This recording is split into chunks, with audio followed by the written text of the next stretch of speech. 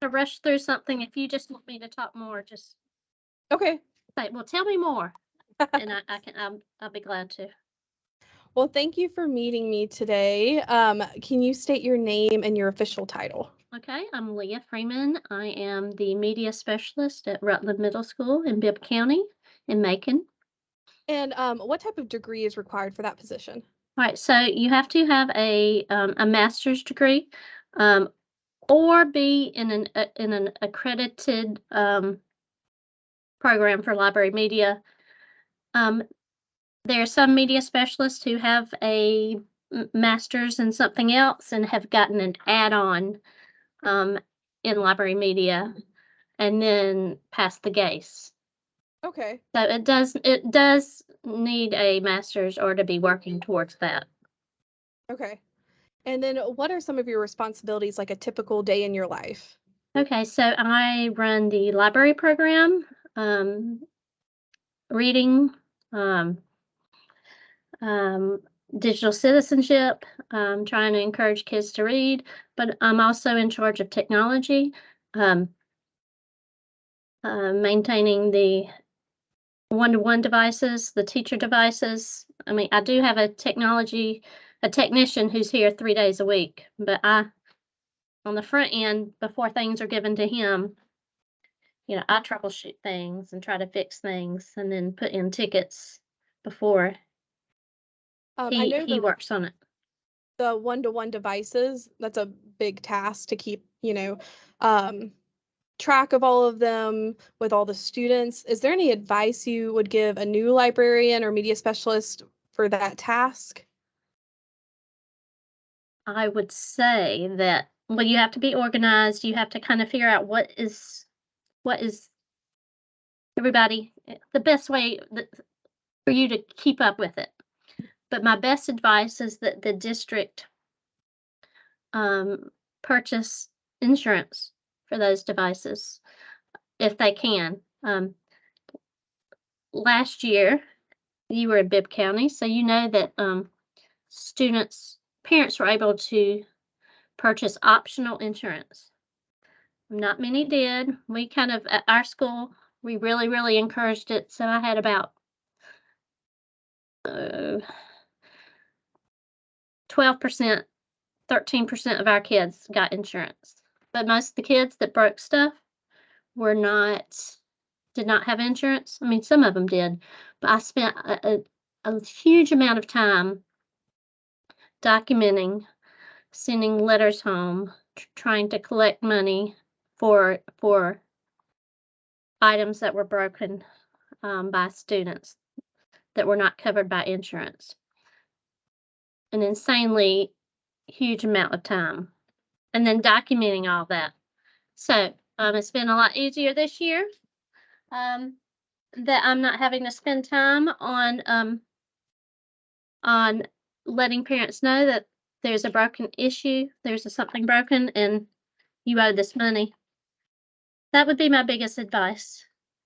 Yeah. Insurance purchased by the school district, and that's not anything that really the media specialist, I guess, could have a little bit of influence in that, Mm. but that's my thing. Yeah, I can say I think for teachers, not only media specialists, but also teachers, that's been a source of relief this year, not having to chase parents for paying fees for the devices that have been broken. Of course, I'm trying to chase fees from previous years, but just sent those notices out. But yeah, um, tax time. So it's during tax time. the So it's oh yeah, time to send those notices out. during the pandemic, what were some of the things you did to really help support not only students but the teachers and parents as well? Well, we had a helpline, phones. I answered lots of phone calls, remoted in um, as a user into a lot of student laptops, trying to figure out what was going on. Um, I delivered hotspots. I took out some computers. I visited some houses and with hotspots. I had to switch out hotspots. I had to switch out computers to some households that the kids didn't have transportation. Um, spent a lot of time on the phone trying to troubleshoot. And then sometimes the older parents or the grandparents, sometimes it was the grandparents that would monitor the kids, and they just didn't know a lot about technology. And the kids would sometimes tell grandparents or parents it won't work because they didn't want to work. Mhm. That was kind of the hardest thing to tell a parent. Hey, I think your child's lying. I'm not seeing anything wrong with the computer. So, um, yeah, we stayed busy on the phone. Yeah. That was a difficult time for everybody, and I know the teachers appreciate y'all's support as well. Um, but that was definitely a learning curve for everybody involved. Yes, Do you have a budget that you control? I do. And it used to be the state recommended budget. I'm not even sure what is now. It used to be like $14 a student. Um, that breakdown hasn't been offered to us the last few years. And there's some things that come off the top, such as our library software, our circulation software that maintains the books. Um, we also use it as a resource manager to maintain devices. Um, we to maintain everything we have and use for inventory and equipment and books. So that fee comes off the top. And then I'm left around 6,400 this school year, most of which I used on books. Um, so Do you have a technology committee that you work with or have input on decisions that you have to make? yes, we have a technology committee that, for instance, we will talk about what our needs are for me to spend my budget on. This year there was a Comics Plus subscription that I wanted to purchase, which was an online subscription to over 7,000 comics, I think, for middle school. Um, Kids could have simultaneous access to those comics, and it was around $900. So I wanted to give up World Book Online that I'd had for years, that spend around $500 on, and I wanted to give up World Book Online and go with Comics Plus and put in some more money. So, that was one of the things I had to show them, say, "Hey, World Book, there are other free world encyclopedias inside Galileo, like Britannica, that we should probably use, and I want to spend this money on the comics and the manga. That's what the kids want. And simultaneous use is awesome. So, but we also, if there's a new class, like we have a new healthcare class, um, that's a connections class, CTAE class. So it started this year, but we didn't have a teacher in place, and our curriculum wasn't quite set yet. So for next year, I will get with that teacher and really talk about some of the things that she needs, how we can support that class with our materials in the media center, for Okay. instance. Same thing with like ag when we got our agriculture classes. So Okay. Um, and have you had an opportunity to impact the technology in your school that you're particularly proud of?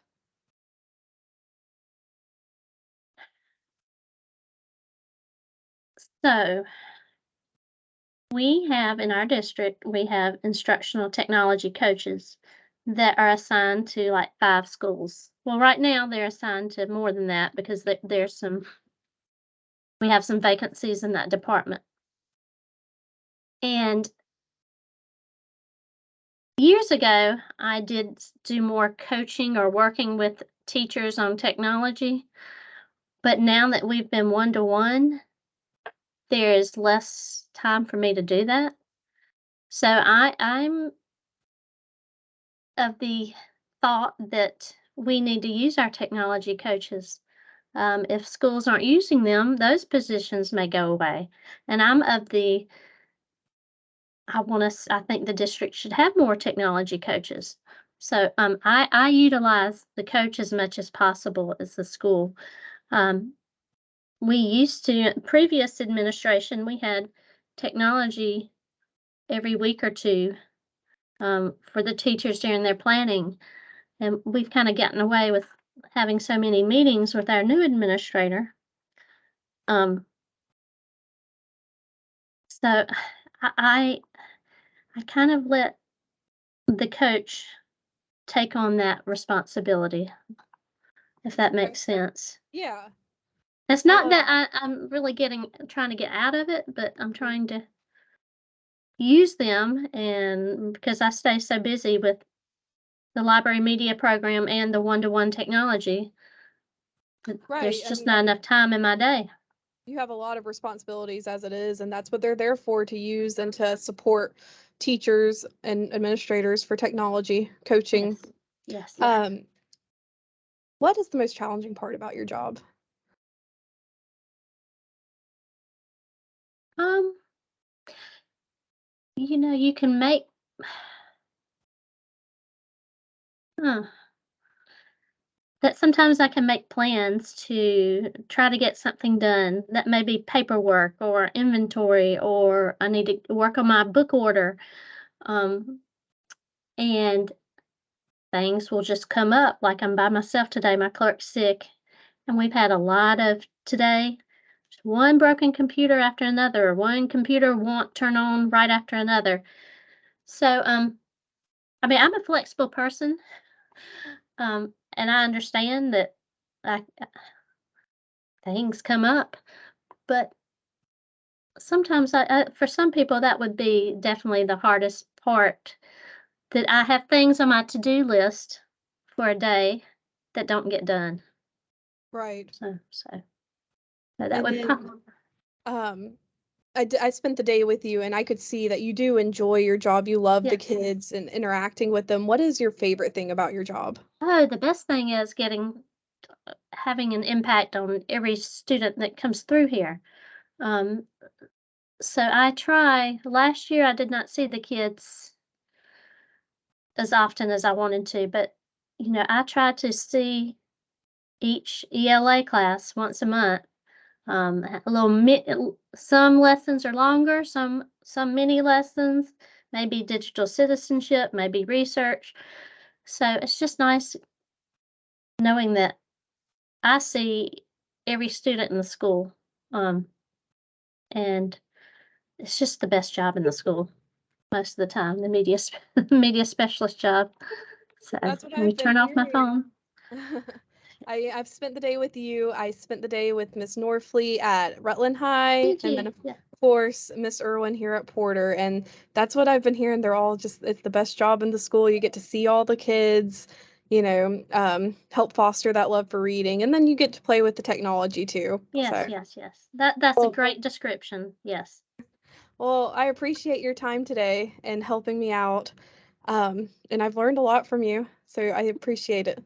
Okay, well, anything else you need, please reach out. I'm here. Thank you so I may much. not be able to always answer the phone, but I promise I'll get back to you. Thank you so much. You All have a right. good rest of your day. All right, you too. Bye. Bye.